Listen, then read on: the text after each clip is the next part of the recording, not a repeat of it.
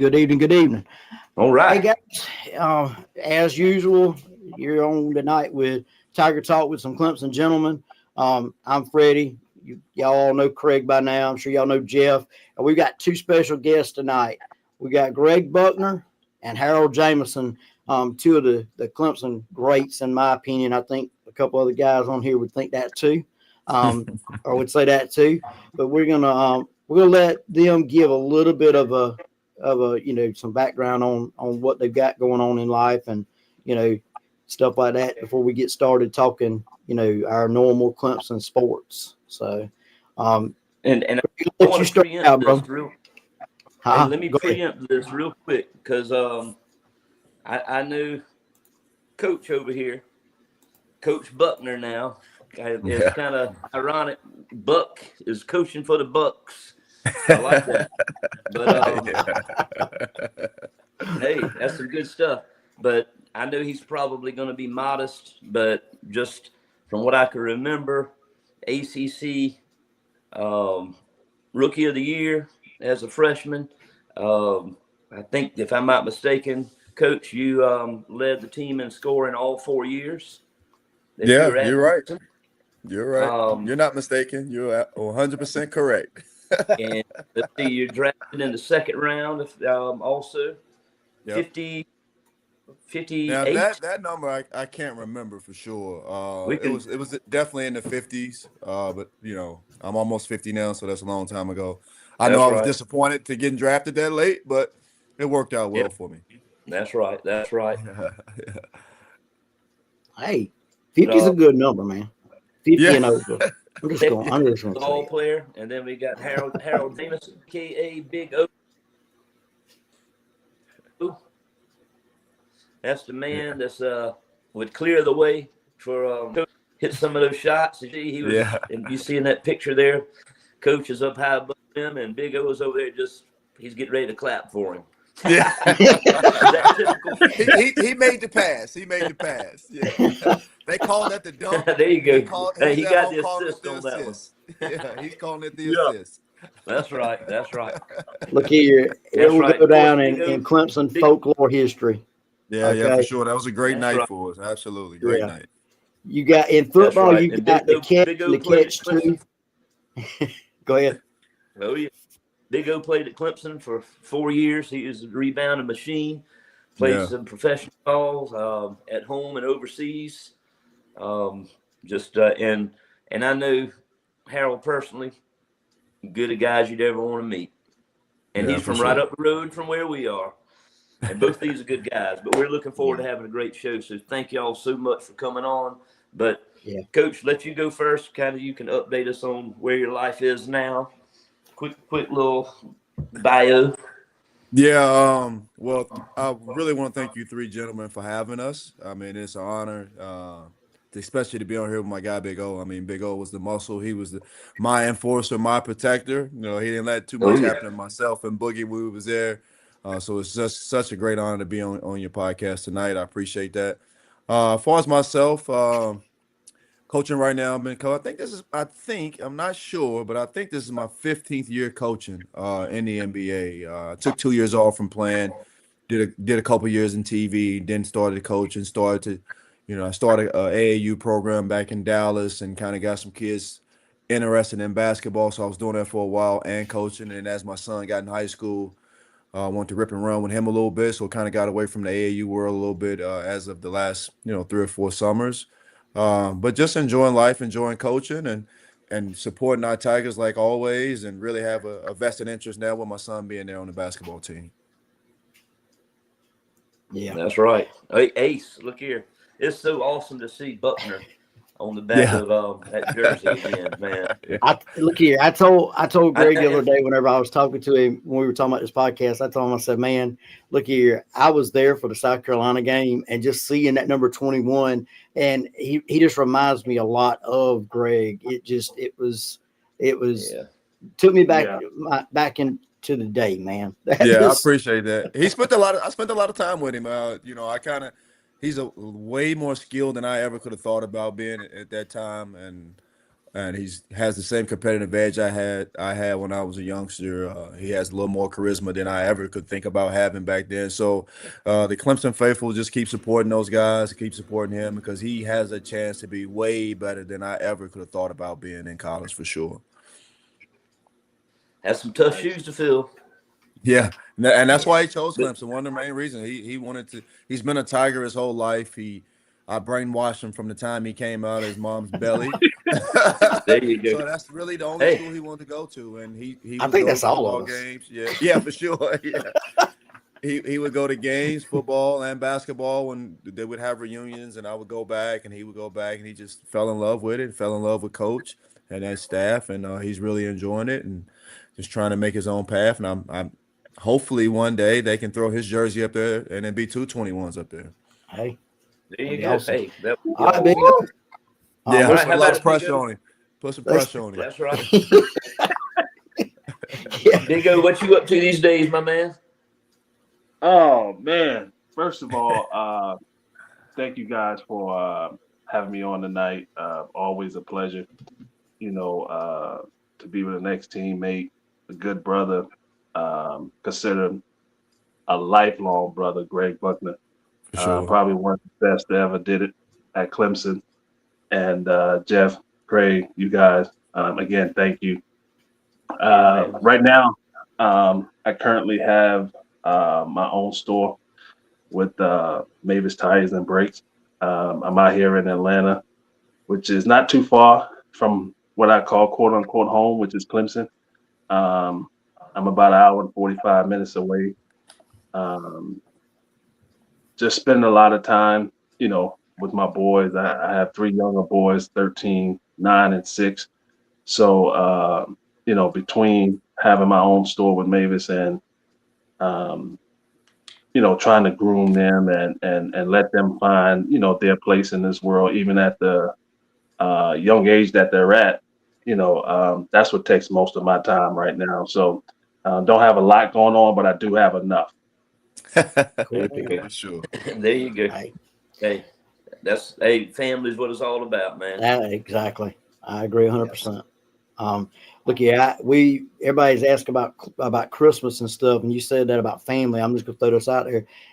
Everybody that I've talked to, you realize you're getting old whenever they ask you how Christmas went, and you go, "Man, it was just so awesome watching the grandkids open their Christmas gifts and the looks on their faces." I'm like, I finally sat back the other day. I'm like, man, I'm old, But with that being said, that's been the most enjoyable part of this Christmas.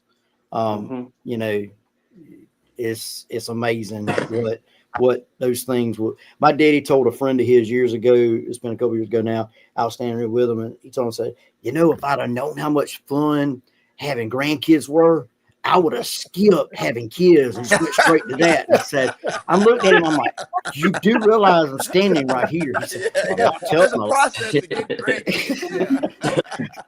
And what's so funny is now I've had to look at him and go, "Well, you weren't lying, were you?" You were a genius, huh? All this wealth of knowledge, and I had no idea. Well, for those that don't know, that picture there is it's on the screen with us. That will go down. We said it earlier in folklore history. You got you've got the catch 2 in football, and then you've got the dunk. So there is no the dunk 2. Now, hey, we do have another 21 on the team. So, you never know, Yeah. But yeah, I will always remember that night vividly, and we as fans appreciate everything that y'all have done for us. And we definitely appreciate y'all being the first guest we've had on our show. It's not a big show. It's a small thing, but we thank y'all. So Anytime. Now, and I want to say this: that team that these guys were on was my favorite team of all time. Oh yeah, Rick Absolutely. made sure of that, didn't he?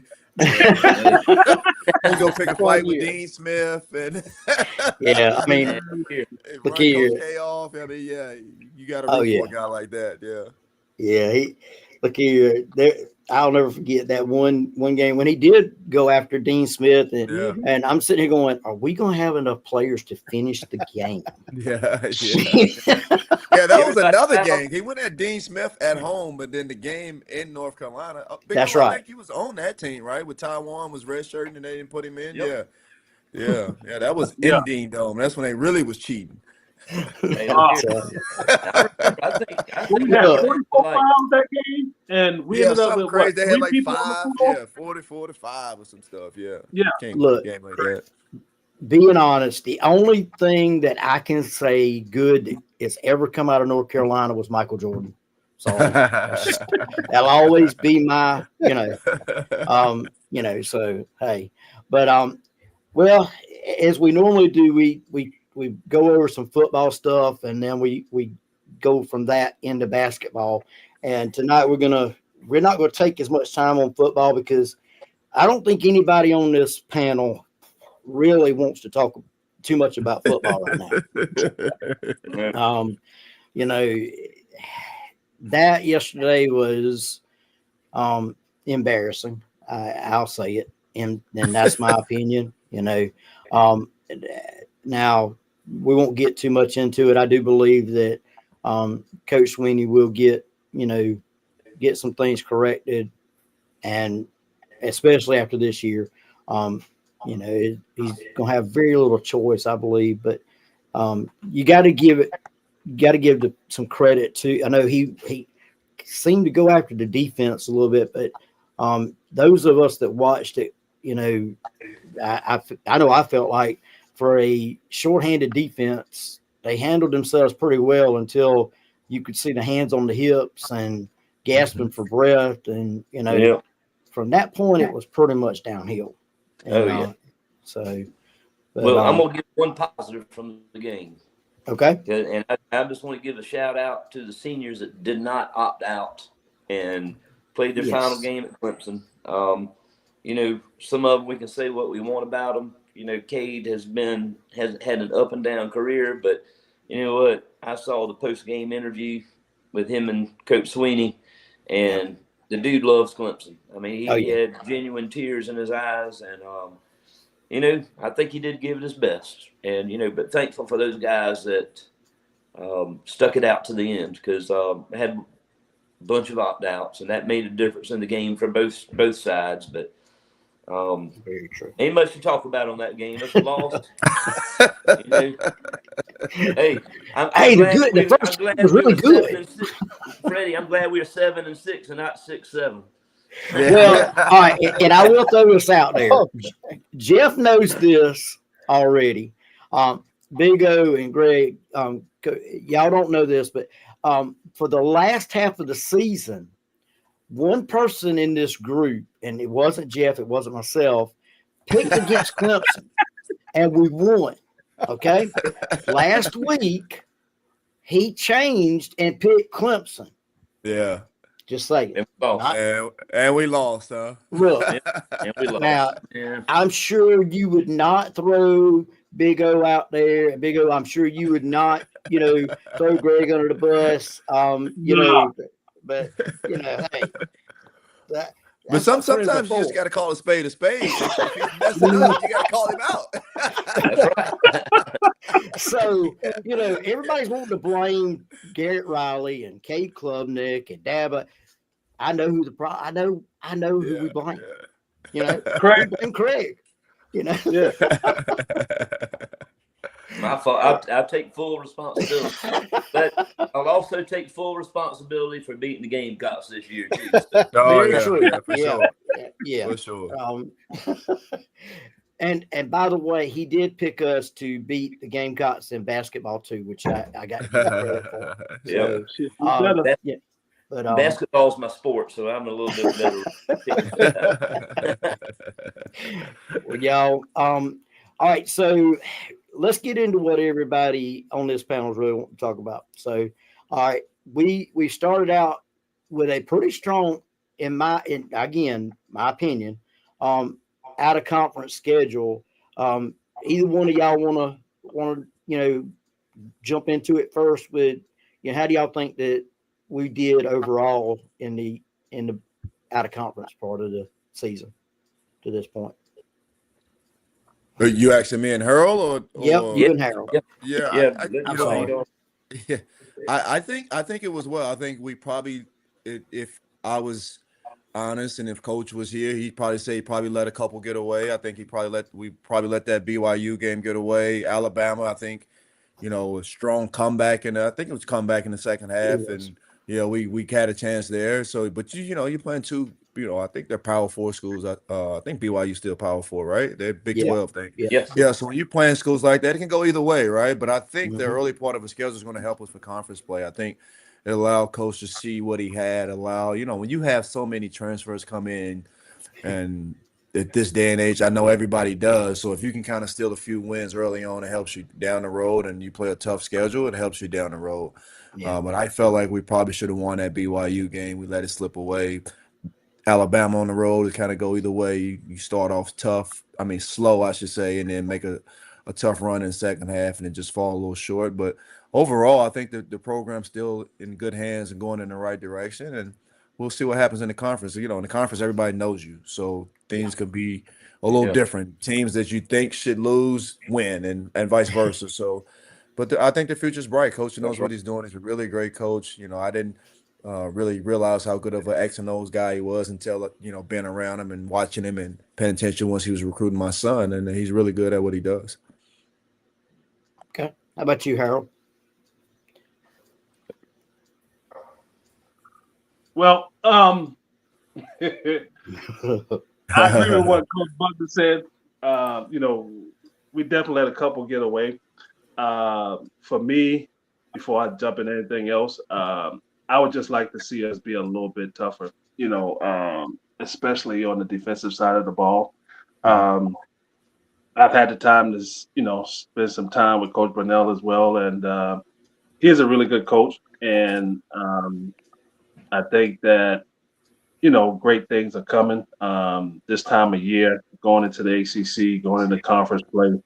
This is the time that not only the players but coaches as well have to step their game up.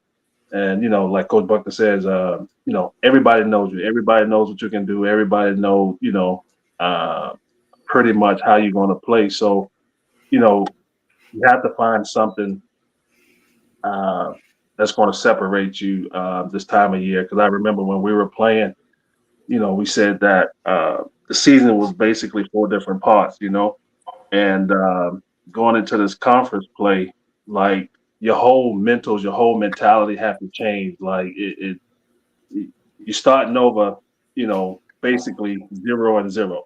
No wins, no losses. Excuse me? A season within the season. Yep. Correct. So, it's a fresh slate, but your mentals just have to be different. You have to be tough mentally going into this part of the season, as well as physically. But overall, I think I like what I see from the guys thus far, and I just hope that we continue to build on some things. And I think that Coach Brunell will get those things straight as we enter the ACC play. Okay. Can I ask a question real quick, Freddie? Yeah. Go ahead. Buck and Big O, preparation, how does it change or does it change at all going into the conference schedule, given that teams are a little bit more familiar with you? You can go first, O. Well, I mean, that's the big thing. Teams are familiar with you. So, different signals, different play calls, same plays, but, just switching up signals, little wrinkles here and there. I think that this time of year, you have to be able, or you have to be more adaptive to making changes on the fly more quickly, because just like teams know us, we know them. So, if something is not working, if something is not going right, you have to be able to adapt quickly and make changes on the fly that that can make a difference,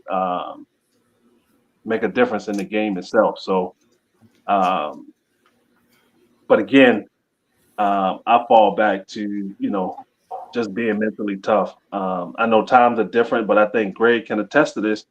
is that when it was time for us to enter, that ACC play, like you could see it amongst the guys. I mean, our whole attitude changed, our mentals changed. Everybody knew that we was gonna be physical, and it was gonna be a fucking dog fight. Yep. When we entered, the arena with us, and with people knowing that, they're gonna do certain things, to try to stop you. But again, you just have to, I think, be mobile and be swift as far as changing game plan, changing schemes, things like that. You have to be able to do it on the fly and still have everyone on the same page. I agree. Yeah, And I think preparation did because we had a our leader when it comes to Rick Barnes was he was a menace and he really believed in preparation. So I think our preparation kind of stepped up a little bit, but we also had, for the most part, we had a sorry ass preseason schedule, right? So, but his idea was prepping us to get ready for ACC play with confidence, because at that time there wasn't a whole lot of confidence in Clemson basketball. So he wanted to instill confidence in ourselves. So our preparation was a little different going into the ACC play, but he, like Owen said several times, he wanted to instill mental toughness. And part of mental toughness with the preparation is having more detailed scouting reports, doing more on and off the court, having more prep work. So I do think it became a little more. He intensified the preparation a little bit, but it also was the same, because he still wanted us to be free when we play, but still understand that we had a chance to win games. And not many people gave us shots, especially early on in my career at Clemson. But he gave us that fire and that preparation. The whole staff, don't get me wrong, not just Rick, but the whole staff. So the prep went up a little bit for sure. Yep. And you can see with Coach Brownell, he gets a little fiery out there sometimes too. He's got a little Rick Barnes in him. Yeah. I don't know about that. He don't want to be known as Little Rick Barnes. Yeah, Look, Little Rick Barnes. Yeah. I will say this. I will never forget I think it was the Maui Invitational. I'm watching it on TV, and I guess he didn't realize how much the acoustics, or how good the acoustics were in that place. And trust me when I tell you, I'm sure that the TV program, or I think it was ESPN, went, we should have bleeped all of that. We should have done something different. I mean, the coach is gonna cuss. That's for sure. Yeah, coach is gonna cuss. But I mean, like the Rick Barnes piece wasn't. What people saw Rick Barnes on during the games was tip of the iceberg of what we experienced behind the quote unquote behind the curtain. And I love Rick. I love him to death. I know he helped me grow up and become a man. You know what I mean? Like, he prepared me for adulthood. If it wasn't for Rick, I was joked about earlier. If it wasn't for I don't know where I'd be. But this is to the day I die. Rick Barnes changed my life. He helped me become a humbled, hardworking, disciplined young man. Correct. But he was crazy. That's awesome. Yeah. Hey, we were talking about it earlier when he went toe to toe with Dean Smith in the Dean Dome. Look here, I wanted to suit up and jump through the TV. Everybody's fouled out. They need another player. How long will it take me to get to Chapel Hill? Right. Yeah. I mean, the things him and his staff did for us, man, bodies all around. Amazing. Yeah, the things they did for us was amazing. That staff really inspired me to want to get into coaching. I always wanted to get into coaching in the college rankings, but in the pros, I just got an opportunity to do it in the pros before college. But the way they took us to another level as young men is something I always tried to do for the next generation of young men. That's what it's all about. Yeah, for sure. That's awesome. Yeah. Well, with this basketball schedule coming up, I think we have Syracuse on New Year's Eve. Yep. And that's a great ACC team to start with.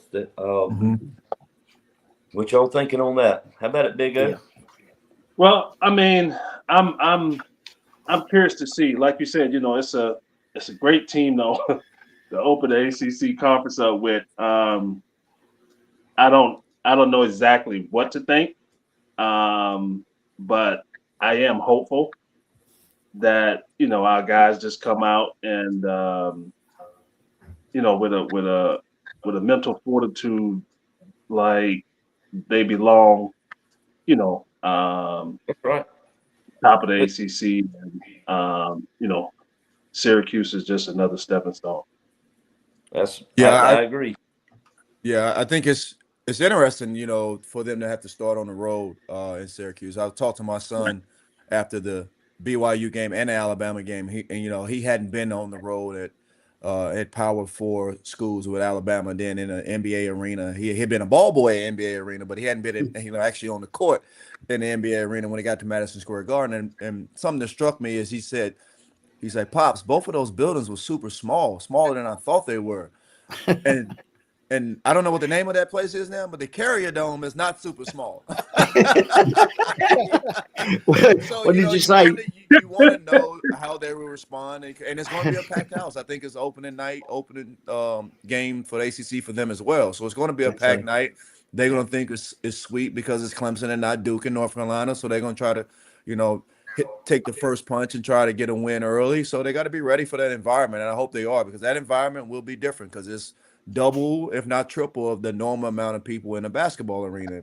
And a lot of those guys haven't been on that stage and on the road in ACC at all. So be interesting. It'd be a good test. And I think hopefully, they pass the test and it builds confidence and kind of get that snowball rolling down the hill throughout the ACC play. Coach, let me I want to ask you this. You said that the Carrier Dome is a bigger building. How do shooters adjust to shooting in an environment? I think if you're good, that it is what it is. Most of us are shot on bicycle rims. Right. I mean, Ola keeps saying it, the mental toughness piece. If you miss shots in the Carrier Dome because it's complete, quote unquote, different, you're not mentally tough because you're just making excuses, and you're not going to win anyway, and you're not going to be as great as you want to be or can be because you don't have that mental, as O say, fortitude, because the basket is still 10 feet. The ball is still, I think, 29.5 in college. The floor is still wood. So, and guys are still defending you. And so you got to make the shots. It's basketball. Or go home and play rec ball. All right. We got a spoken by a true coach. We got a listener or watcher that's got a question for you. Do you give a lot of your focus towards the big games like Cal, Duke, UNC, Miami, or whenever the time comes to face those teams? I guess what he's asking is do you look ahead to some of those, or do you try to, or do they? Am I making sense there? Yeah, I think so. I think what he's probably trying to say is, do your mindset change for the big games, quote unquote big games? Yeah. I think if you have any sense, and you got a good leader and a great coaching staff, they're going to tell you got to take it game by game. What you have to do is really heighten your focus and attention to the teams or the games that you're probably supposed to win, because they don't have to do that for us when it comes to the Dukes, the Carolinas, and the big games. We're going to be ready to play on the big games. You know what I mean? We may be too hyped to play on the big games at times. So I don't think you put more focus on those games as having to play a South Carolina State, or North Carolina A&T, where they really got to kick us in the butt and get us focused, because, you should beat them by 25, and you don't want it to be a 5-point game going down the wire because you wasn't focused throughout the game. Right. Well, I want to give y'all another shout out here because I've been begging my nephew to get on and watch us for how many months? We've been doing it since what? August, Craig. And the first night he's actually got on. Yeah. Hey, y'all even brought my nephew out, man. Yeah. So, that's right. What's up, nephew? Yeah. But all right, and I guess I've got to ask. I've been teetering on whether I want to ask it or not, but. All right, so I love Coach Brownell. And I've met him a couple of times. Great guy. But what is with the stretches that his teams go through? Where it's like we can't hit the backside of a barn. Does anybody have an idea? If y'all don't, and like I told y'all before we started, if you don't want to answer, don't have an answer, that's fine too. I think, it's part of the game. Yeah. You're going to have cold streaks, but it's a matter of leadership on the floor. I think, saying, all right, let's roll. Hey, Ace Buckner is going to be very good in helping us out down the stretch. I don't think he played 2 games to start the season, right? Midway through, he had a little injury. Is that right? Who, Ace? Yeah. No, he just wasn't playing. Okay, but he's scoring points. He's on the floor a lot more now. I think Zach's out. Zach's out with injury, but I think that what we were talking about earlier is learning from what happens in some of these games at BYU. We were up by 22, 24. Can't remember. They came back and beat us. Cincinnati, we were up by 27. They almost came back and beat us, but we ended up pulling that game off and winning it. So I feel like that was a good learning curve. That loss to BYU helped them kind of get over the hump with that dry spell that we had against Cincinnati. What they cut the lead to what, 2? Yeah. And we ended up beating them by a few points, but that happens. I mean, Big O, what you think? You've been out there on that court before, being up by 20 and hit a cold spell. And what's the mindset of a player on the court when those times happen? Well, what do you think? I can't 2 games we was up by 20, but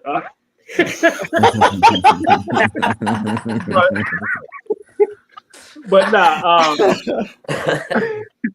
I think again, my whole thing is your mentals, your mentality. And with the coach that we had, the coaching staff that we had, when we had people down, our thing was to put our foot on their neck. They may creep back, but we had a solution for that, and it was our defense, it was our toughness, it was our mental toughness. So if we were ever up 20, 25 points and we let a team come back, I don't think that any of us would have lived to tell that story. I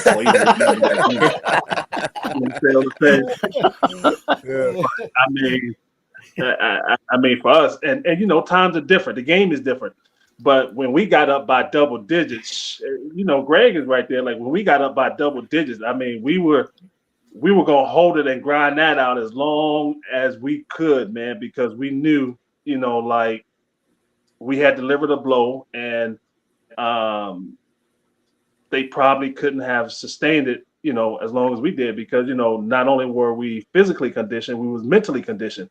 So when we got by double digits, I mean, your mentals, or we was trained that your mentals go to a different level. Yeah, you know what I'm saying? Yeah, and I think what the question, to kind of answer the original question, and with me being as a coach, is just like, and I think Craig answered is like it's part of the game, right? It's like you're close to the Clemson basketball, so you see it with Clemson basketball, but it happens in every team. Every program is saying the same thing, except for maybe a Duke who has 13, McDonald All-Americans who can score the ball with their eyes closed. It's a different story for them. So you got to be, defensively tough against those type teams. But every team goes through that for the most part, and every program goes through that. And if you figure that out as a coach and as a podcast host, Freddie, like you can write your own ticket and coach any program, any professional team you would want to. Yeah. And you can ask Look here, man. because we all want to figure that out, because that's just part of the game of missing shots. But and then, we talk about it here in the NBA. Like some nights you just missing shots, you're getting great shots, and you're missing the shots that you've made a million times. And then they go down there and hit a couple heave threes, and with the 3-point shot, now the game changes. Now you're going from 20 to 14 just like that. Now, especially in college, guys get a little tight, and then that shot becomes a little tough, Heels. and then you miss a layup, or you go in there and you get fouled, but the ref don't call it because he's fell into the momentum of the game, and next thing you know, it's an 8-point game. So that's just part of it. And I think just because you're so close to it, you see it with Clemson, but I think every team and every coach that coaches basketball says, damn, sometimes we just can't score. Well, and it really felt that way again. You said that about the basket getting tight. It really felt that way against Alabama. It just nothing at the beginning of that game would go in. I'm talking about, you would think, honestly, at times I felt like the score was going, 2 point. Oh, no, we got to take it back. Right. And I think if I'm not mistaken, that was the first road game, I think, right? That group. It was. I think it was the first road game. And I couldn't imagine playing, let alone coaching in this era with everybody. He had I think he lost 9-10 guys from last year's team. Mm-hmm. Yeah. And I think only 3 guys came back to the team last year. So your first road test and then your first half, and you see they play completely different in that second half, and they had to get comfortable, and that's just part of basketball and college sports in general. I bet every coach in every sports is going through that right now, especially early on in that first road test. And then add into it that you were playing against the number 12 team in the nation, and it was the Big East ACC Challenge. So, of course, all the spotlights were on you, so I get that. Yeah. All right. So go ahead, Craig. You got one. Yeah. We had a discussion, I think, last week about the portal and how it affected basketball teams. And you kind of touched on it a little bit just now, Coach. It might be a little bit easier for the basketball players in football or baseball for that matter, but seems like with AAU, these guys, they get out and play with a lot of different dudes, year round. And seems like they do gel a lot faster with basketball, but that's why I like the good non-conference schedule. You get some of those learning curves done. You have to know your players on the court. You got to know who you're playing with, got to know what their tendencies are. And I think that we've got some of those kinks worked out now moving forward to the ACC. Yeah, I also think in basketball it's a little different. I don't know the baseball world as much as I would say the basketball and football world. But in basketball, you play what's our record? 9-3, I think, right now. We played 12 preseason games essentially, right? Yeah. And we played South Carolina, Alabama, BYU, and Cincinnati. Yeah. So eight of those teams was trash. Meaning, like, you're going to beat those teams because you're an ACC school, you have the talent. So, yes, it may look like basketball gels quicker, but they don't. They really don't. It's just like if you lose one football game, you might as well go home. You know what I mean? And unless you're in the SEC, you know what I mean? Yeah. But if you're in the ACC or somewhere like that and you lose one, it's like now everybody's like, oh, they're done for the national championship. And it doesn't really, it's not the same in basketball because, you get hot at the right time. You NC State, you go beat everybody. 83, I think it was, they won the national championship with a team that barely got in the tournament. You know what I mean? That happens a lot in basketball, but just because there's so many games, you still have a true tournament and an opportunity to make a run down the road. And you forget about the hard times you went through in October and November and December because you made a run in March. So you mean to tell me that in the SEC, you can lose to a sorry team like Florida State from the ACC in the first game of the season and then end up in the playoffs? Really? Yes, sir. Yeah, you can do that. Yeah. You better be in the SEC though. It just means more. And you better be Alabama. Next, you'll be telling me it just means more. Losses them. Hey, I couldn't help it. I'm sorry. Yeah, I'm sorry. Hey, now I'm gonna jump back for a minute because y'all have led me to the way I feel about it, which I felt pretty confident on this anyway, was that y'all's coach had y'all mentally tough because of the way that y'all practiced and stuff like that. And I'm gonna tell you, when I met Terry Allen, and y'all can tell me if this is close or not. When I met running back Terry Allen from the Danny Ford teams, I asked him. I said, what was the toughest? When y'all played, what was it? He looked at me and said, "We look forward to ball games. And I Yeah. was like, Yeah. huh? He said, we look forward to ball games because Coach Ford would kill us in practice. Yeah. He said it was one-on-one, first team on first team. And he said, I have gone into a number of games where I was so beat up that I was just thankful that, because there was no way that team was going to do what we did. Similar and I know not punishing, but would you say it would be similar? Yeah, I think it's very similar. I just had a conversation with one of our strength coaches a couple days ago. It was funny. He was on the elevator. I was on the elevator. I was going to dinner. He was going to the gym, and I was like, where you going? He said, I got to go make this cold tub. I said, the cold tub? He said, yeah, the guys got to get in the cold tub. He said, you want to go? I said, hell no. I said, when I left college, I said I wasn't ever getting in another cold tub. And I played 10 years in the NBA. I didn't need a cold tub in the NBA.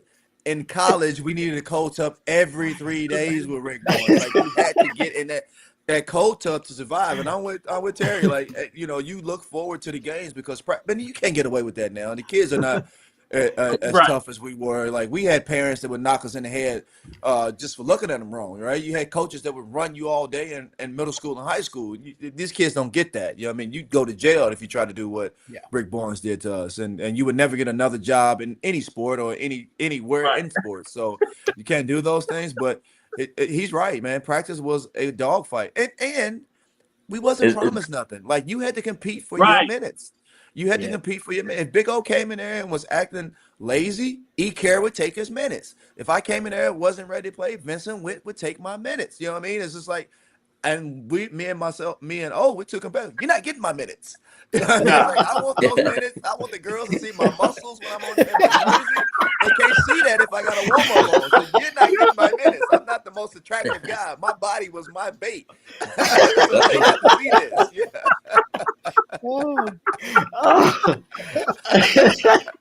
Well, all right, and I'm going to ask y'all. We've got a couple more questions from viewers also. I'm going to ask y'all. Michael, which is Craig's brother, he brought up a point the other day, and I had no clue that this was even a thing. But he was saying that coaches now in college can go out in between semesters and bring in a another guy or another player to play. Now, when I asked a buddy of mine who covers he said that when Coach Brownell was asked about it, he didn't see us going that route. But what are y'all's thoughts on that? I mean, have y'all seen that? Heard that? I hadn't heard that. And maybe you can do that. I don't know. I mean, I don't mind the transfer portal, to be honest with you. The part I mind with it, like the overall transfer portal, I don't mind that. What I mind is there's no penalties for transferring. Like, we would have to sit out a year. Like, you can transfer 1,000,000 times if it's up to me, but you got to sit out. So to be able to just transfer and come in and play ASAP, I think is wrong. It probably is true if you transfer in the middle of the year now because there's no penalties for sitting out. And if you're a coach and you see a deficiency on your program, you got to do whatever you can to try to make your team better.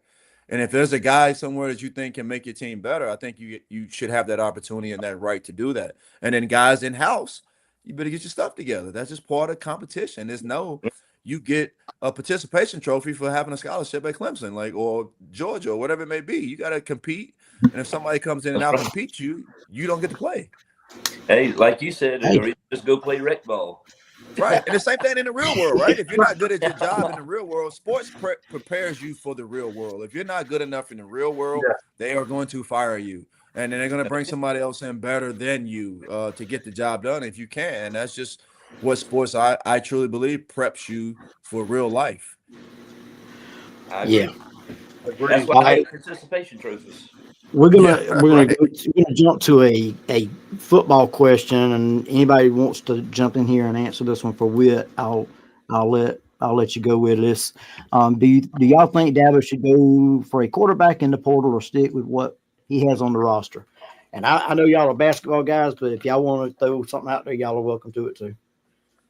Well, first of all, I think we need to. We need to. I think you can't win without a quarterback. Without a great quarterback, you don't have a chance in hell. We got spoiled at Clemson with the Deshaun's and the Trevors and even DJ's first year, he was pretty good. And what was the kid? I think Kelly Bryant, right? Bryant, he had a good year. I mean, obviously we had great defenses, but like you have to have great quarterback play at whatever level you're, high school, college, pros, in order to have a chance to win big time. They cover up so many warts. For everybody, and if you don't have that, I mean, maybe he feels he has that in his roster, on the roster already. I don't know that. I'm not on. I don't know what they got going on over there, but I think the quarterback position is very important. Very important. There's not a lot of experience. That's the big thing. Sure, yeah. Vizina started one game when Klubnik was out. Other than that, I mean, he might have played a little mop-up duty last few minutes of the game. And behind him, we have Denson, who I think is going to be a star, but just no experience there. And if you want to win, you don't want a point guard that with a lot of veteran players, and you don't want a freshman point guard that doesn't have that experience, especially in the big unless game. he's super talented, because talent. That's I'll take talent over experience any day. Wait a minute. All right, unless you're Deshaun Watson or Trevor Lawrence, what you're saying? I'll take talent over experience any day. I had another person that was pointing out today that they were talking about the running back position, and I had to comment on it. I try not to, on Facebook, but he was saying that Keith Adams, who was transferring out, was a more physical runner than Adam Randall, and the only reason that Adam Randall got that position was because of seniority. Now, what he didn't realize was that Adam Randall and Keith Adams Jr. came in around the same time. They, all right. Second of all, Adam Randall, was the 9th best ACC running back by numbers. He had only 200 something less yards with less carries than the number one running back. And then on top of that, I pointed out to him that, I don't understand the seniority thing correct me if I'm wrong. Did the seniority thing, was that used whenever Deshaun took over for Cole Stout, or when Kelly Bryant got beat out by Trevor Lawrence? Was there a seniority thing there that I didn't realize? I mean, but yeah, like I said, I try not. Yeah, I really do. I try not to comment on Facebook, but sometimes you gotta. All right, getting back to basketball, and these questions here are pretty similar, but I'm gonna throw them up there for y'all. One more question from Isaac. In y'all's opinion, is this Clemson roster a championship contending team? What do you think? Basketball? Yeah, basketball. We back to basketball. Yeah. That's a tough question, to be honest with you. Might be too early to tell. Yeah, I think it may be too early to tell. You've had a few good tests. You passed a couple. You flunked one per se, almost flunked another one, but who knows? I think in basketball, man, if you can get clicking at the right time, I know we've seen teams that struggled in the preseason against teams that's underwhelming, and they get in conference play and they just start to click, and they go on a, back in my day, 12-4 conference run, and then they have a good run in the conference tournament. Then it leads them to a good run in the NCAA tournament. So, the way basketball shaped up, man, anybody can win it. I think everybody thinks they still have a chance this early in the season, but only time will tell. Yep, I agree. Yeah. Hey, I want to interrupt one real quick, if I can. Big O, some ladies want to say hello to you.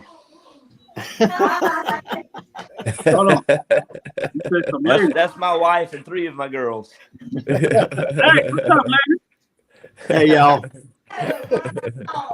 Way down there at the bottom.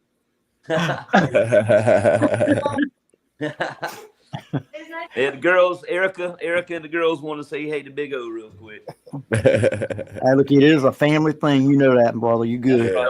All right, now just Greg, I've got 6 daughters. That's just I got 4. Yeah, so I might holler at you after this. All right, But they so love Big O. I I'm gonna Yeah. throw this next question up there before I'm gonna throw it over to Greg, to Big O, because he didn't get a chance to throw his 2 cents on that last one. But Wood also asked, do y'all see Clemson making a run come March, especially since they seem to struggle closing out games against ranked opponents? And pretty much same question in a way, but he did throw out a good fact there, or a good point, with the struggles we've had, What do you think, Big O? Well, here's the thing. Struggles don't last always. And, I think Greg can attest to this. But it goes back to what Coach Buckner said earlier. When you're talking about championship caliber teams, or, the way you close out games, it's like, you can go on the street and, you just start clicking, start gelling at the right times. The chemistry is great and you become a championship team. So, the same thing with this right here. Like, you might can't close out games right now, but later on, you find exactly what it is that you have to do, along with, probably a little bit of coach tweaking as well.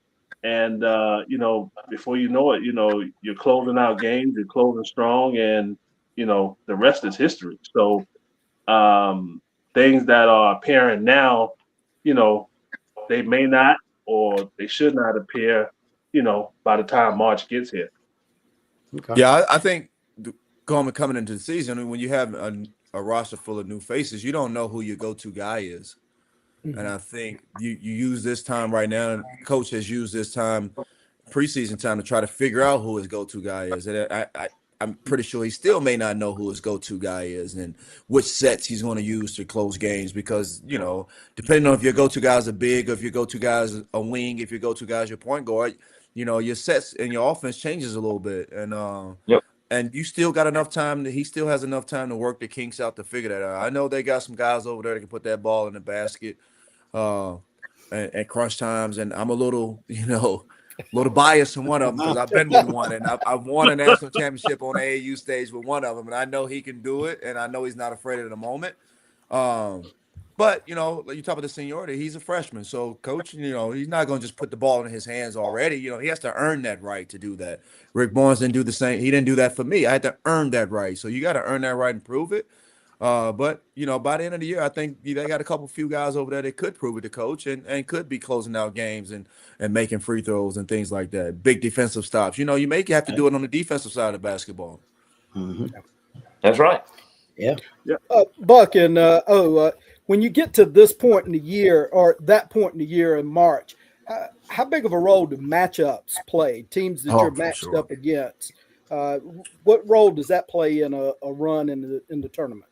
Yeah, I'm gonna go first. So I'm sorry, because my senior year was probably our best year. Now, O probably would say his senior year, when they went to the NIT championship, and they kind of had a little letdown throughout the season. They was a very talented and experienced team, but my senior year, their junior year, we could have won a national championship. Dick Vitale picked us to be a sleeper to come and get to the Final Four, but we played Western Michigan, who was a fragile ass team, who flopped all over the place, who got hot, and we got not only the matchup, you got to have the right refs. We had a lower level group of refs, and we was physical. So Big O had 3 fouls in the first half. I had 3 fouls in the first half. So that takes away our aggressiveness, and then they get hot again, and we end up losing that game. And if we play another physical team, it's like we're gonna try to out physical them, or even a Power 5 school. Not, I think Western Michigan's who knows what conference they're in. You know what I mean? But and it just took us out of our game, and it's just like it messed up our run, just because of, like you said, the matchup is just a bad matchup with the refs, not necessarily the team, because we made a good fight, but the refs took us out the game from the very beginning, and it cost us a chance to be Clemson's first team to go. I'm almost positive we haven't been to a Final Four yet, but we could have went to the Final Four and made some noise with that group. It ran Rick Barnes to Texas. I think the best was grade 8. Wasn't it a grade 8? Yeah, I the think Elite Eight Brad a couple years ago. Elite Eight. They I'm went sorry. To the Elite Eight. They went to the Elite Eight a couple years ago. Yeah. Yeah. So yeah. And that was a great point that you made right there, Coach. refs when you're playing Refs. against a team that's not as aggressive as you are. You know, they're going to call on the aggressive team. If both teams are aggressive, they're going to let things kind of roll, let the ball be played. But hey, you can't. And, Yeah, but I you know, think in the tournament, in the first round, you don't have all the good referees. You haven't weeded out the good referees as you go. You still got to Right. throw some guys in there just to feel for, because you got so many games going on at the time. So you don't have the good refs, and these guys are like, oh, now I can build up my reputation. I can call every foul, and now next year I can be in the Final Four. No, fool, you got to let some of these things go so they can watch the game. Now, nobody wants to watch a free throw shooting contest. Yeah. Well, and I'll piggyback off of that. All right. Overall, and I'm talking about, I'm not as big of an NBA fan, Yeah. but you know, all right, college basketball, NFL football, SEC football, ACC football, whatever. Which it seems like that maybe over the last 2 years that that the refereeing has gotten. I don't think I'm going with a stretch here. Gotten way worse. Yeah. Okay, and any ideas what? I mean, Well, I'll tell you this.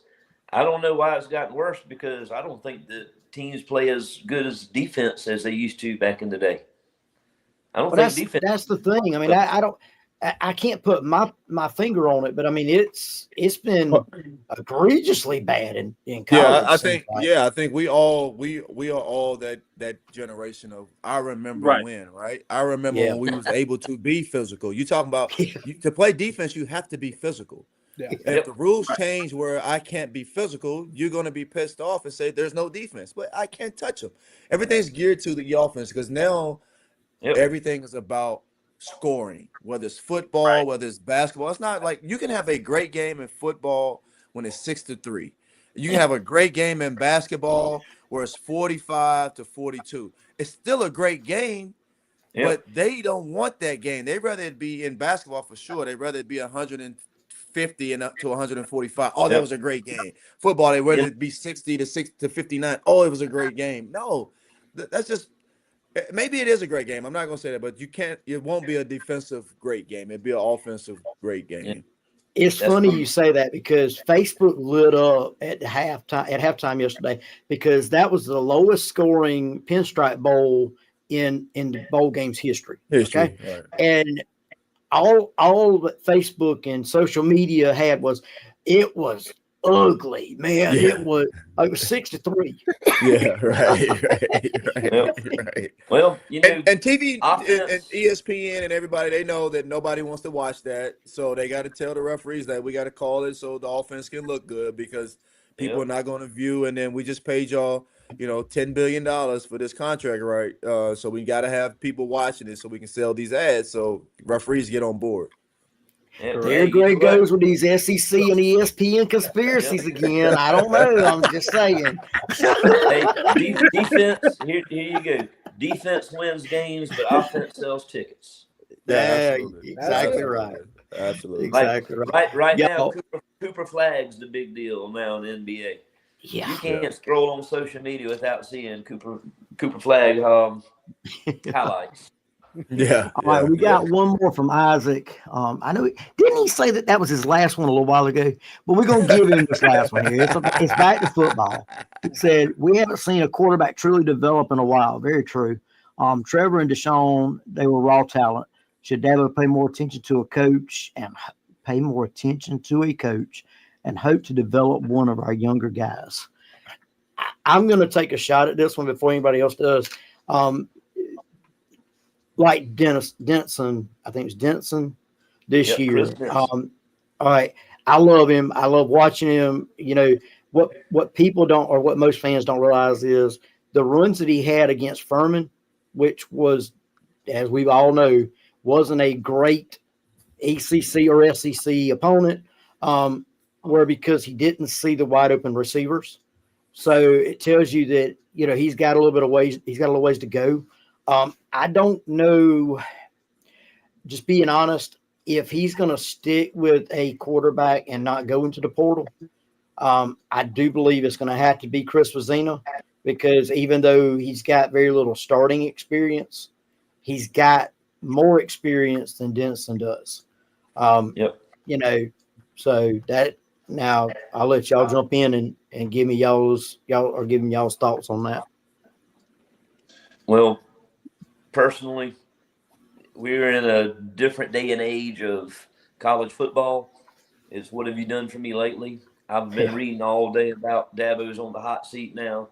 I think we're going to just have to go after a proven quarterback and let these other guys, hey, iron sharpens iron, you know.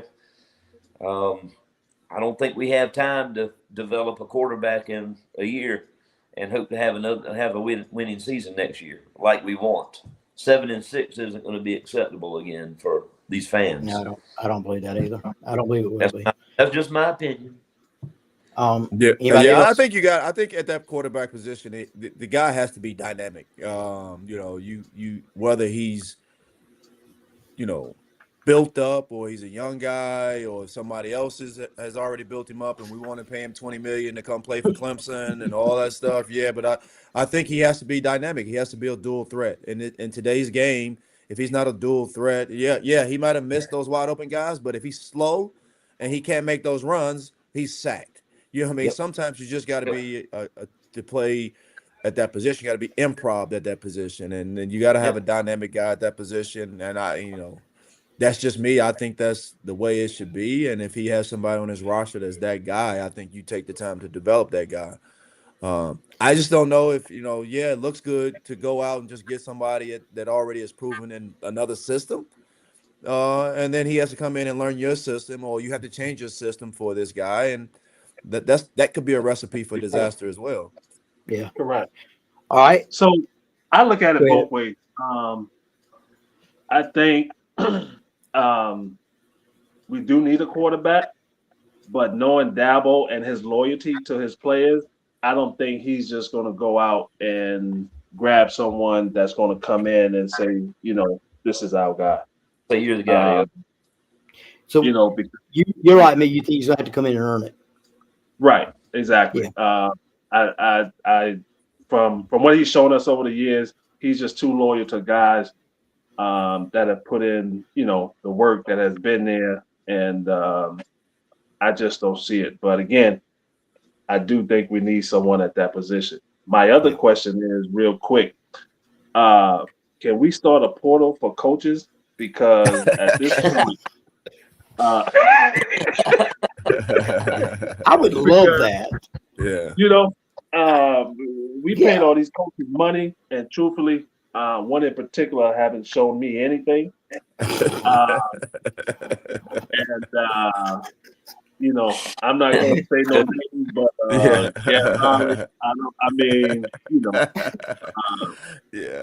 he haven't shown me why we pay. I think the next couple of days in that building are going to get interesting. Yeah. I think you'll see the answer to the quarterback question when those other questions are answered. There was some it's funny video from y'all say that, because I spent, you bring up a good point about Dabo's loyalty, and I spent some time with him every summer now, so I'm a little biased about Dabo, but what Dabo changed my mind, and people don't get the insight.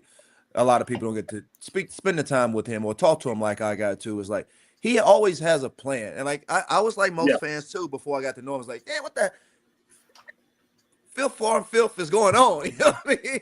So when you talk to him, he looks at it as a Clemson way. This is the way we do things. Everybody thinks you're going to be Georgia and Alabama. I think, yes, we were spoiled with a lot of things in the past, but what other coach are we going? Like, people want to get rid of coaches all the time, and I'm a little biased again because I'm a coach. Like, what other coach are we going to get that's better than Dabo? Like, Penn State thought they was going to do this and that. Michigan, all these fucking programs, excuse my French, think they are what they're not when it comes down to it. Coaches, you just don't. You're not going to go get Nick Saban off the couch. You know what I mean? You're not going to go get these great coaches to come into Clemson and be better than Dabo. Like, it's part of the growth. You know what I mean? You're going to have ups and down seasons in sports. That's just part of it. The best one I saw, let me tell you, the funniest one I saw was should we go away from Dabo and go get Tony Elliott and bring him back? This was my question. All right. So you really and truly believe that you're going to get Tony Elliott, who in his own right has had his first good season at Virginia. Yeah, right. All right. But you're going to get him after you get rid of Dabo to say, oh, yeah, I'm going to come take the place of the only guy that believed in me when no one else did, and I'm going to take his spot. Nah. Not and if a guy does that, you don't want him in your building because he's not worth the grain of salt that he weighs. You know what I mean? Whatever that term is, You want a class act running your program, and that would not be a class act. But I just say, like, you know, it's just part of it, man. Like, you just gotta keep grinding, which I know Dabo will. He'll keep searching for ways and different combinations for coaches and players to try to turn this thing around. He hates losing worse than any of us. You know what I mean? Yeah, we're fans, but he has to live that shit every day. Man, look here. He has to go into his humongous office to see all those trophies and rings, and say, I got to get me one. I got to get me another one of those. You know, he has that passion. And y'all can and tell me if I'm wrong here, but everything about him makes me feel like he's addicted to, and I don't want to say it in a bad way, but anybody who's ever won a championship becomes addicted to that feeling. Right. Okay. Right. We as fans, I still long for, going back to 2018 and, 2018, 2019 and being able to celebrate another championship, even though I wasn't on the field, I didn't play. Right. And I can only imagine that, there probably aren't as many players that have that feeling that are coming through there right now, but the coaches do. I mean, so, and I know everybody's Dabo talking does. about getting rid of Dabo, man. I remember, no disrespect to these guys, but I remember, what was the guy that was there? Tommy Bowden. Tommy West. Yep. Yeah, I was there for Tommy West years when I mean? Like, we was winning 5 games, it felt like, we was losing the teams. Like, they had a term, Clemson in. You know what I mean? We was going to lose to a team we wasn't supposed to. Like let's pump our brakes and allow a man who's been great for us for damn near 20 years have a couple, bumps in the road to turn things around. I can still remember when Ken Hatfield was there. You can't do that. And us going up there and paying $10. We paid $10 for upper deck tickets. And I'm like, okay. Hey, we go up to the north stands. We're walking up the thing. Guy says, where y'all going? I said, we're going to our seats. He's like, let me see your tickets. I'm like, here you go. Yeah. He said, dude, you can go into the lower bowl, man. Yeah. So wherever you want. What? I remember those days. Against Georgia Tech, man. Yep. And I want to kind of go off what Buck was saying just now. You're not going to find anybody else like Dabo Swinney to come in and completely change a program the way he has. He puts character in the guy's future is first, and of course he wants to put together a great football team. But I'll tell you, it's kind of ironic that we played Penn State in the Pinstripe Bowl because I'm a big James Franklin fan. Yeah, for the past I can't remember how long he'd been at Penn State, 6-7 years, something like that. Probably a little longer than that, I would think. Yeah, time flies. They made the playoffs last year. I mean. He was kind of in the same position as Dabo this year, and mid-season gone. Gone. Well, it's like you said earlier. And then they couldn't find a good coach that would take the job. The coaches was using Penn State to get a raise at their current place. Yeah. Think about it. People do with Clemson. That's where, and then so now you got to go to Austin Peay and get their head coach. Mm-hmm. Right. Because all the big school coaches are using the Clemson job to get a raise at their spot or get their coaches raises or get, their facilities upgraded because Clemson wants you. So, I mean, just it's funny that people want that. Yeah. Well, the thing that I look at is most of these fans are doing that probably couldn't tell you who the quarterback was before 2015. Yeah. Okay. Sadly enough, and I call it. I say it all the time. I've said it on here. I've said it. You got a bunch of fans. I probably couldn't tell you either, to be honest with you. Yeah. And I love Look, Clemson, yeah. hey man, look, I'm not a thrower. You're a basketball man, bro. You've actually, Yeah, look out for me, yeah. Coach, you've actually gone further into football than I expected either one of y'all to. Yeah, Okay. yeah. Oh, I So, love Hey, playing Big football. O could have That's played my football. passion. Yeah. Hey, They tried to put- get me to play. I'm sure they tried to get O to play, but I was like, nah, I can't go out there. Yeah. That's when Hey, I that's bet you talking you. about sorry Florida State. That's when they was really good and big. Yeah. Oh yeah. Hey, I bet you if Big O, Ian Shefflin went and played tight end for Clemson this year. Yeah. Well, Big he was O on could the have been team. tight end. He tried. He was on the team. Yeah. he gets an A for effort. Yeah. Yeah. Hey, I don't know if he played. I would have. He was on the I would team. have loved Big O to play that position. Yeah, he got a jersey. Yeah. He was like me in high school. He was on the team. Yeah, right. He had a jersey. Yeah. They gave him his own locker, yeah, but I don't know if Yeah, he played. yeah. Yeah. Well, did they actually give him his own locker? I mean, hey, we don't know. Right, exactly. Yeah. That's a totally different monster. That's a totally Yeah. different Yeah, and it is a monster for sure. Yeah. Hey, Big Y'all O, look you here. done that? We have had, and I'm going to No, tell I you, wouldn't, I've had a no. blast. We are actually an hour and 13 minutes over. We usually try to go about 30 minutes. Oh, wow. Oh, man. There's no way you was gonna get me and O on here and we was gonna only talk for 30 minutes. Yeah. Right. Hey. I'm trying to tell you. And, No and way. Yeah. we love it, We're gonna man. have to do a part 2. Yes. Yeah, we have for to- sure. when we can get y'all together. Absolutely. Yeah, Yeah. absolutely. Yeah. And we'll talk in the coming, probably closer to March, or Yeah, maybe for halfway sure. through the basketball, Yeah.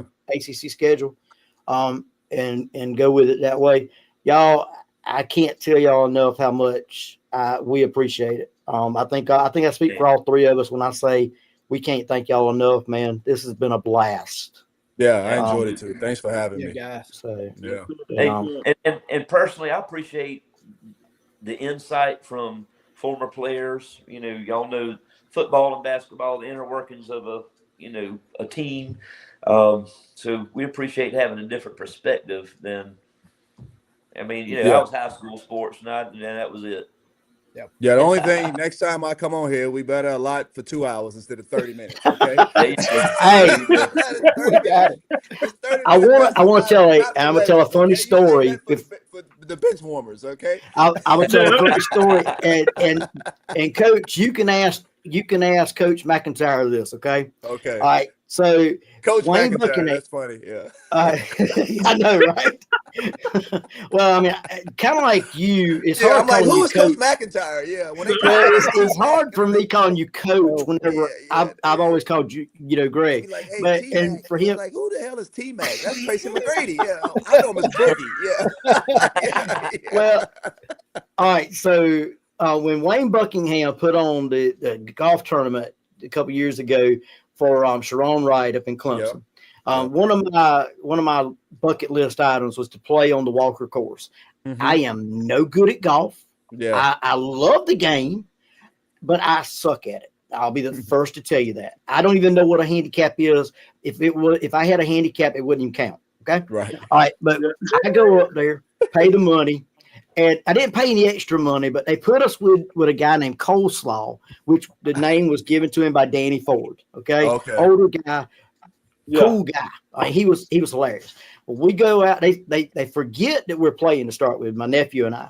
So they finally send us out to the hole to play, and we're getting ready to get started. And we're meeting each other and everything, and all of a sudden this golf cart comes out of nowhere. I'm like, oh crap! They forgot and didn't put us on the right one, man. I'm sitting here going, what did we do wrong? Yeah. Right. Well, as it gets closer, slows down. I'm looking, and this guy pulls up. He says, "Hey, you mind if we play with y'all?" We're like, "Yeah." Terrell McIntyre and Terrence Oglesby. Yeah. All right, now I will give Coach McIntyre his credit. He was a lot better than I am. Okay. Yeah. Now we did not have a good game, because of my nephew and I. We didn't place or anything like that. But I need to call him and try to get him on here with y'all because I did not realize until I was researching that y'all play. I know Coach Butler, you and he played together. Did Did you play with him, Big O? Yeah, they was all roommates. played together. Yeah, they was roommates the whole time. Okay. Yeah, they Okay. was really See? brothers. Yeah, I'm learning all kinds of stuff today. yeah, You know? yeah. But yeah, I mean, y'all, it was the stories I could tell y'all from Yeah. that golf tournament. You know, were just, now, like I say, we didn't place, we didn't do anything like that, but it was a great time. Ended up eating lunch with the late great Eldon Campbell Yeah. and several others. And Yeah, well, Wayne Buckingham, he still does that every summer. So He I've does. been the last He 2 does. summers. It's a great event. Yep. He has, football, basketball, women's basketball. I have so Yep. many different ex-players come back through, ex-coaches come back, and it's an unbelievable event of Clemson family in August every year. And I really enjoy it, and I tell him I'm not going to miss it. I didn't get to play with Wayne. But he was around a little bit when I got on campus. Unbelievable guy, really loves Clemson and does a great job with that event. Well, I've gotten, I keep up with Sharon. We got really close whenever all that was going on. Yeah. So I keep up with him with Facebook and give you an update. He is still healing up from the open heart surgery and stuff like that. So we still continue to pray for him and stuff. Yeah, absolutely. Absolutely. We'll try to, matter of fact, if you're going to be down there for the next one, let us know. We may I'll be there. I'll and for sure play be in there. that Yeah. It's an excuse for me to get back to Clemson, an excuse for me to hang out with Ace a little bit, get my family back there. Yeah. So see other people. So I get back every year for sure. Okay. Yeah, so I'll be there. Hey, me and Big O might have to team up and go and challenge some people out there for that. I would What you hear. think? Hey, and I'm gonna tell you, if y'all are up for it, I don't know how good Jeff is. I can tell you, I am no good. I've got golf. I mean, I've got Clemson golf bag, everything, man. Look, I do it up now. You got all, right. I'm gonna do credit. I suck at it, but I'm gonna look good at doing it. Okay. Right. You look the ball. Yeah, that's right. There you go. And that's half the battle. Sometimes, Freddie takes 100 balls. You know Do what? what's that? Freddie takes 100 balls with him. Hey, look here, man. Hey, you gotta do what you gotta do, bud. Right. But anyway, y'all, it's been great, man. And I know y'all got stuff to get back to and everything else. We do appreciate y'all coming on, and we will be contacting you again. So for sure. And y'all got an open invitation. If y'all decide, hey, I ain't got nothing to do Sunday night, I might just go out and hang out with some guys, man. Give us a call. Sure. We'll get you in here. I got one question. I just have to get this out of the way before we sign off. And this is for Coach and for Big O. And Coach, you don't have to answer this since you're an NBA assistant coach, but who's the GOAT, LeBron or MJ? Oh, that's not even a question. Who is it, though? It's definitely a question. Do you have an answer? Yeah. Are you taking the hard pass here? Yeah. Nah, I was waiting for somebody else to say something. But anyway, no, I think it's MJ, hands down. Thank you. Hands down. Wow. Look, Yeah. remember I told y'all earlier, only one thing good came out of North Carolina. Hold on. Yeah. Hey, and I'll say this: LeBron's a great ball player. But listen, I'm not. He's definitely great. It just I'm depends not. on what era you grew up in. The only North Carolina thing that you will ever see me own is the MJ pop. There you go. Yeah, and the only North Carolina thing you'll see me on is my daughter's diploma she got that they paid for because she got a scholarship. Yeah, There you go, man. There you go. There you go. That mess we can burn down. Yeah. But listen, I'm not taking anything away from LeBron. Like I've been a LeBron fan his whole career, man. I think that. Well, I don't think. I know that the guy's great. Like, I mean, Oh yeah. like from top to bottom. Like physically, mentally. I mean, the way he take care of his body, the things he does on the court, off the court. I think that he's probably, Greg, when we first got in the league, there's not a lot of guys, I think, in today's game that could have lasted when we first got in the league, like late 90s, early 2000s. You know what I'm saying? And I think that physically and the way that, he plays, I think that he's probably one of those guys that could have that could have lasted and played with us during that time. So hats off to him. And maybe I'm a little biased because, I grew up on MJ. But again, not taking anything away from LeBron. The era has changed for sure. But in my opinion, I think MJ is the GOAT for me. Yeah, I won't say who was the GOAT and which one is better. I definitely have an opinion. But I will say, if LeBron would have came in our era, the rest of the league right now would be in trouble because his physicality, he would have been used to playing against another level. And with his body and his mindset, and then the way they wouldn't be able to touch him now, he would be even better if he would have came in that time. He missed that window a little bit when they started to change it because of the New York Knicks and the Miami Heat of the old, just the Indiana Pacers with Reggie Miller, and they used to play games that was 73-78 in the Eastern Conference Finals, and so they had to loosen up a little bit. But if he could have played through that and got some of those, a couple years of that, oh man, it would have been ugly for the rest of the league. And it was already ugly, but it would have been super ugly. Yeah. I will tell you, I'd like to see him against Barkley one time. Barkley, I love Barkley. I hung out with Barkley. He's a great dude, but he's just too little and too slow to go against LeBron. Well, I will tell you that, I told y'all earlier, one of my bucket list items still is to meet Michael Jordan. And I've actually thought about going. I told y'all earlier, I don't watch basketball. NBA basketball. I quit watching NBA basketball really when Michael Jordan finally retired. But I keep up with Clemson guys. That's how I do with NFL, right? I don't watch NFL. I'm usually a Clemson. I keep up with Clemson guys. Yeah. But I have actually thought about going to a Hornets game just to see if there might be a chance that I might run into it. Yeah, well, you should have did that a couple years ago because he's no longer the owner. He's never around. He's not. No, he sold the team 18 months ago or something. Yeah. Okay. But you should watch some NBA basketball. You would enjoy it. NBA basketball is a fun game to watch. And again, I'm a little biased because I'm there every night, but you will be entertained. Yeah. If you like basketball, you'll be entertained. The skill level of these kids is off the chart. The things you see every night is crazy. Yeah. I will start streaming some Milwaukee games. How about that? I'll watch some Milwaukee games. Yeah, go. Watch the whole league. Don't just say Milwaukee because watch the whole league. There's so many great guys. Great young talent. You be selling yourself short by just watching one team. There's just so many special players in this league. You forget I'm only a Clemson fan. Yeah, you don't get to watch Clemson guys in the NBA yet. A couple more years, we'll be watching another. They're not there, yeah. But y'all, like I said, a union game where we all can come back to Clemson and play. Yeah.